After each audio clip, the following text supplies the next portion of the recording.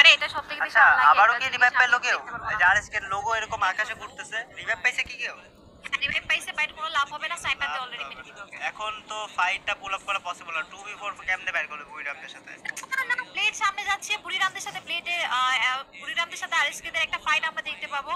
And নিচে কিন্তু DGR teams, আমি চাই আরএসকেরা আপাতত পজিশনটা না আরএসকে সিকিউর কাছে করুক, লুটি যেন নাই, কোনো ফাইট fight বের না যায়। করবে কেমনে? এখন দেখো ওয়ালই তো মনে হয় থাকবে 3-4টার বেশি না, তাই না? মাত্র ওয়াল থাকবে হয়তো 2টা বা 3টা থাকবে। আরএসকে অলরেডি নক করে দিছে, কারে? সবই করে দিছে। আচ্ছা রিভাইভ হয়ে গেছে আরএসকে, কিন্তু একটা কিল না অলরেডি ওটা করে ফেলছে। ওএনআইসি এরা নক করছিল না? আচ্ছা ওয়াইনিসিরা হ্যাঁ ওরা নক করছিল। ঠিক এই ফালতু আরএসকে জোনে ঢুকতে পারবে না মনে হচ্ছে, পসিবল হবে না, প্রবলেম করবে। জোনে বাইরে না। অনেক টিম, এদিকে আরে বুড়িরাম টিম, ওই যে এদিকে লেজার এখনই জোন টেকলে জোনে বাইরে মরে যাবে। মানে এদের কাছে লুট আছে না, বুঝো না? এটা তো মরেই না পুরো ম্যাচে, এদের কাছে ওয়াল টু সব আছে। আরএস অনেক টিমটা মারতেছে। আমি বলছিলাম আপনি হয়তো একটু পিছনে আছেন লাইভে, আচ্ছা একটু দিলে আপনার লাইভে একটু পিছনে আছে, একটু ফাস্ট করে দেন। এই যে প্লেট মরে গেল, এটা কি দেখলা মাত্র? আজে এখনো আরএসকে হ্যাঁ প্লেট মারা গেছে এখন। আরএসকে যে কিলটা করছে আপনারা একটু ইয়া করছেন ফাস্ট। ওকে গাইস, ব্যাপার না, আরএসকে কিন্তু 5টা কিল করে ফেলছে, ওরা দুইজন এখনো অ্যালাইভ আছে। আমি চাই ওরা হোল্ড করুক, একটু হোল্ড করে পজিশন যদি টপ 3 এর মধ্যে ঢুকতে পারে বেটার হবে। হ্যাঁ টপ 3 ঢুকতে পারে। শুয়ে আছে কুট্টুস, ওই যে বলে ওই যে পিকের সাইডে যে একটা নিচের মতো ইয়ে আছে না, ওখানে শুয়ে আছে। তো কুট্টুসে স্পট করা হয়তো পসিবল হবে না, যদি একটু যদি পজিশন ধরে রাখতে পারে 2-4টা টিম ওয়াইপ হয়ে থার্ড হয়ে যাবে টপ টিম।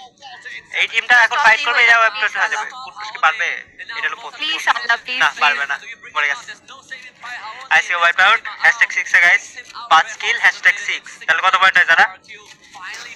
#6 এ নো সবাই কত পয়েন্ট? তো গাইস যা দেখতেছো সবাই লাইকটা করে দিও, যা নন ফলোয়ার আছো সরি নন সাবস্ক্রাইব করে দিও।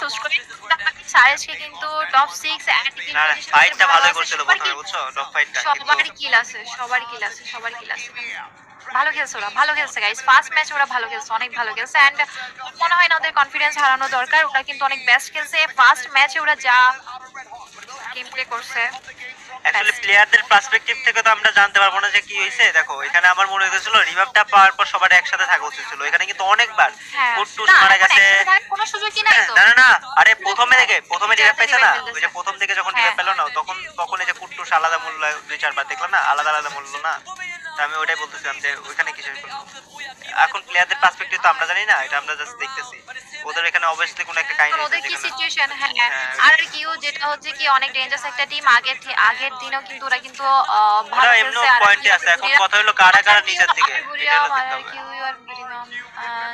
ওকে আর কিউ জানি 42 পয়েন্ট না? ওকে ঠিক আছে, বুঝতে পারছি। 5 পয়েন্টে 42। ওকে ঠিক আছে।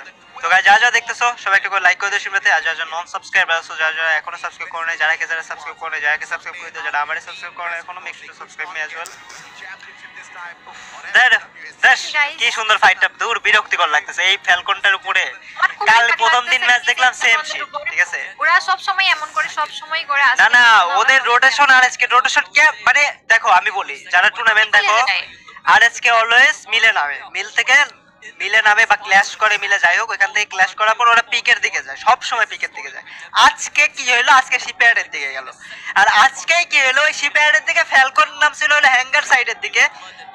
মানে ওরা ওই দিক থেকে অবজারভেটরি হয়ে শিপইয়ার্ডের মধ্যে, মানে কি বললো ভাই, কনসিডারেশন একটা লিমিট থাকে, বুঝছো?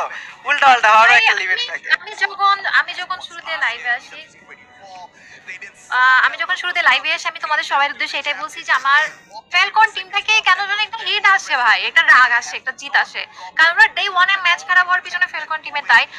আজকেও সেম, আরএসকেরা কিন্তু ভালো পজিশন বের করতে পারতো, ফ্যালকন এসে কাহিনী করে ফেল না। এখন কথা হলো আরেকটা জিনিস, আরএসকে স্পট করে নাই ফ্যালকন, বুঝছো? ফ্যালকন যে আসছে একটা প্লেয়ার মানে স্নাইপার যে এসে ওইখানে, মানে ওরা পেট মারছে হয়তো, আমার যতদূর মনে পেট মেরে দেখছে এখানে টিম আছে, ওরা লঞ্চ প্যাড মেরে মানে পুরো প্ল্যান করে আসছে যে লঞ্চ প্যাড মেরে। ওই যে দেখো নরমালি কিন্তু শিপইয়ার্ডের কি অবজারভেটরি ওদের থেকে যদি লঞ্চ প্যাড কেউ মারে, নরমালি এই সাইডে ওই সাইডে পড়ে, বুঝছো না? ওরা যে একবারে ওই কি জানি বলে ওটাতে একটা হাউস আছে না, ওই যে টাওয়ারের দিকে, ওই হাউসের উপরে স্নাইপার হইছে। দেখেন এখন যেখানে হাইলাইট করতেছেন, এখানে যে ফাইটটা হইছে ভাই, দেখে তাকানো, এখানে যে ফাইটটা হইছে এত